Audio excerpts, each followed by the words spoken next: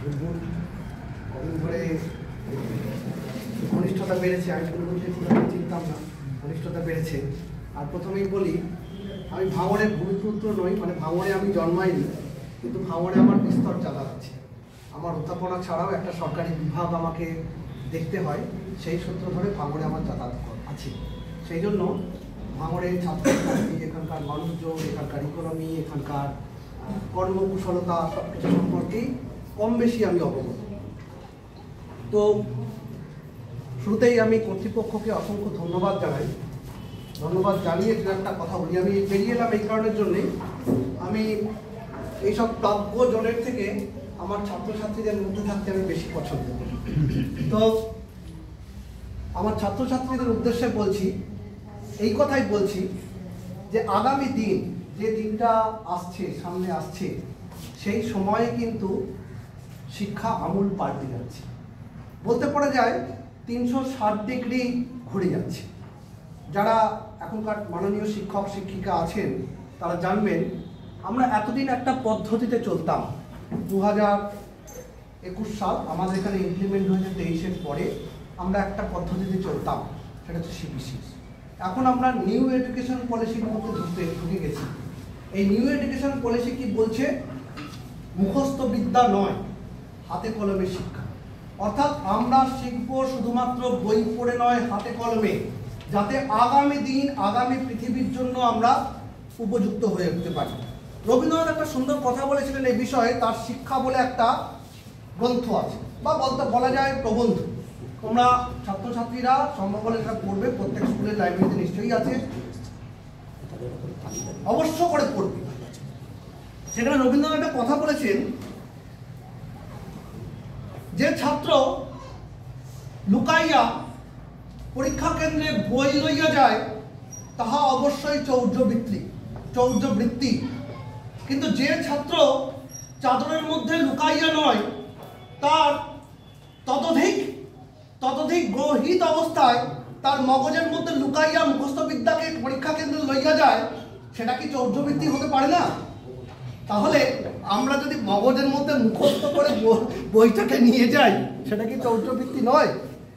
এই ঘটনাকে লক্ষ্য করে আগামী দিনে শিক্ষা ব্যবস্থা কিন্তু আমূল পাল্টাচ্ছে, মানে পাল্টে গেছে বলা যায়। এখন পর্যন্ত হয়তো আমরা সেই জায়গায় পুরোপুরি ঢুকে উঠতে পারিনি, পৌঁছে যেতে পারিনি, কিন্তু সেই জায়গায় আমরা পৌঁছে যাচ্ছি।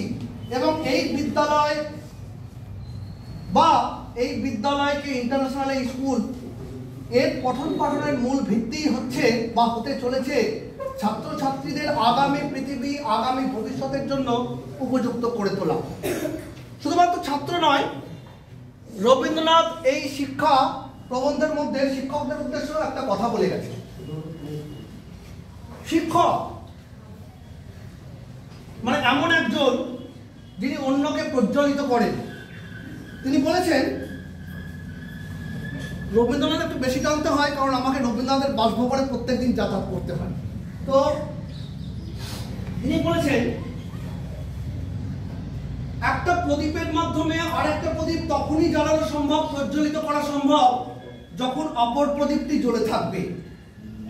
অর্থাৎ একজন শিক্ষক যদি প্রজ্বলিত না থাকেন, তিনি যদি প্রত্যেক দিন সম্যক জ্ঞান না আহরণ করতে পারেন, তাহলে তিনি অপরকে প্রজ্বলিত করবেন কিভাবে?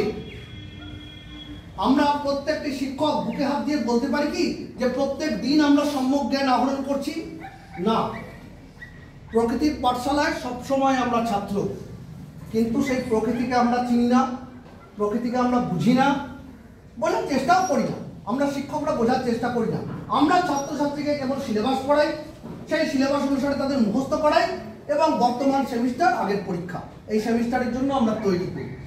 আমরা কিন্তু তাদের কখনো আগামী দিন কি হতে চলেছে, আগামী দিন কি আসতে চলেছে, এই বিষয়টা কিন্তু আমরা বোঝাই না।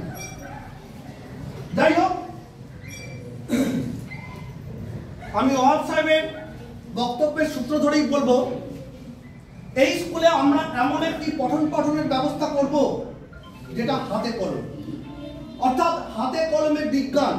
আমরা সবাই এখন জানি পরিবেশ ও বিজ্ঞান। আমরা যখন ক্লাস 8-9-এ পড়ি, যারা শিক্ষক আছেন তারা মনে করে বলুন তো, আমরা অনেকেরই আছেন আমার থেকে অনেকে অনেক অনেক অনেক বয়োজ্যেষ্ঠ, তারপরেও আমি বলছি আমরা জীবনবিজ্ঞান পড়েছি, ভৌতবিজ্ঞান পড়েছি, ফিজিক্স কেমিস্ট্রি পড়েছি, চিত্তরঞ্জন দাশগুপ্তর ফিজিক্স বই পড়েছি, রঞ্জিত দাসের কেমিস্ট্রি পড়েছি, কিন্তু কেমিস্ট্রি ফিজিক্স বায়োলজি বইয়ের সঙ্গে কখনো কি পরিবেশ ল্যাব ছিল? পরিবেশ কি জোড়া ছিল? কোনো কালে ছিল না। এখন কিন্তু জীবনবিজ্ঞান ও পরিবেশ, ভৌতবিজ্ঞান ও পরিবেশ, ভূগোল ও পরিবেশ, অর্থাৎ প্রত্যেকটি বইয়ের সঙ্গে প্রাইমারি লেভেল থেকে পরিবেশ কথাটা জুড়ে গেছে। অর্থাৎ পরিবেশকে বাদ দিয়ে আগামী পৃথিবীতে আমরা আর কিছু ভাবতে পারব না। সেই জায়গায় পরিবেশ বিজ্ঞান ও পপুলার সায়েন্স অর্থাৎ বিজ্ঞান জনপ্রিয়করণ, যাতে আমরা হাতে কলমে প্রত্যেক দিন প্রতি মুহূর্তে কিছু শিখতে পারি। নিয়মটা কি হচ্ছে জানেন? এনইপি ম্যাডাম রয়েছেন, আরো অনেক শিক্ষক শিক্ষিকা হয়তো আছেন। লেসন প্ল্যান, লেসন প্ল্যানটা কি? আমি আজকের ক্লাসে কি পড়াবো সেটা আগে থেকে তৈরি করে যাও। অনুমোদনটা পড়াবো, সাপোজ ধরুন আমি আজকের ক্লাসে কোর্স পড়াবো, কি আমি পড়াবো সালোক সংশ্লেষ, কি আমি পড়াবো কলা। এই যে টিস্যু সেল বা ফটোসিনথেসিস যাই আমি পড়াই না কেন, আমাকে লেসন প্ল্যান করতে হবে। আমি আজকে ক্লাসে কোন জিনিসটা পড়াবো, শুধু পড়াবো না, হাফ ক্লাস পড়াবো, হাফ ক্লাস আমি সেই রিলেটেড এক্সপেরিমেন্ট দেখাবো যাতে ছাত্রছাত্রীরা বোঝে। আমরা শিক্ষক শিক্ষিকারা কি সেটা করি? কোনো কালে সেটা করি না।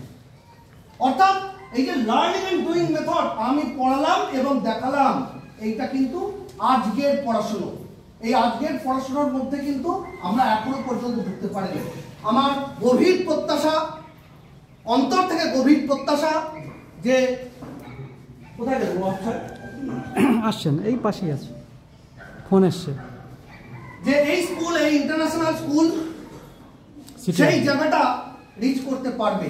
আর আমি সংযোগ করি যেটা, এই স্কুলের সঙ্গে একটা ল্যাবরেটরি থাকবে, পরীক্ষাগার থাকবে, যে পরীক্ষাগারে যে কোনো ক্লাসের ছাত্র, সে ক্লাস 1 হোক, 2 হোক, 5 হোক, 4 হোক, 6 হোক, 7 হোক, 8 হোক, শুধুমাত্র এই স্কুল নয়, বাইরের স্কুলের ছাত্রছাত্রীরাও এসে অংশ নিতে পারবে হাতে কলমে প্রশিক্ষণের জন্য। এইটা আমার উদ্যোগে আমি স্কুলকে সহায়তা করব। পরিশেষে বলি, বেশি কথা বলে সময় নষ্ট করবো না, কারণ অনেক ছাত্রছাত্রী রয়েছে, তারা বলবে, তাদের কথা আমরা শুনবো। এই কারণেই আমরা স্বপ্নের বিদ্যালয়, স্বপ্নের ক্লাসরুম ইত্যাদি রেখেছি।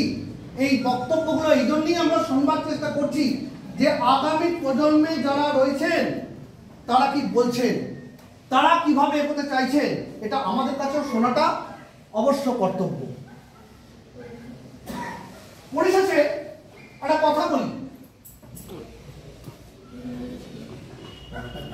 আল মাইদা 5:15 নম্বর অর্থাৎ পঞ্চম অধ্যায় 15 নম্বর চ্যাপ্টারে প্যারায় একটা কথা বলা হচ্ছে, আল্লাহ ঈশ্বর সর্বশক্তিমান, তিনি আলো প্রদান করছেন, আপনারা সঠিক পথে এগিয়ে চলুন, এক পথে এগিয়ে চলুন, এক কথা ভাবুন। একই কথা ঋগ্বেদ 4th অধ্যায় 17 নম্বর শ্লোকে বলা হচ্ছে, সংগচ্ছদ্দম সংগবদ্ধম সম্ভবমনাম সৃজামহম, let us move together, let us talk together, let our mind be in harmony। আমি স্কুল কর্তৃপক্ষ তথা সকল শিক্ষক শিক্ষিকাকে বলবো, আসুন আগামী দিনের দিকে তাকিয়ে, আগামী ছাত্রছাত্রীদের দিকে তাকিয়ে আমরা একসাথে চলি, একসাথে বলি এবং এক মানসিকতা নিয়ে এগোবার চেষ্টা করি। যদি এটা আমরা পারি, তাহলে নিশ্চয়ই এই স্কুল তথা আগামী ছাত্রছাত্রীরা নিশ্চয়ই অনেক দূর এগিয়ে যাবে। সকলকে ধন্যবাদ।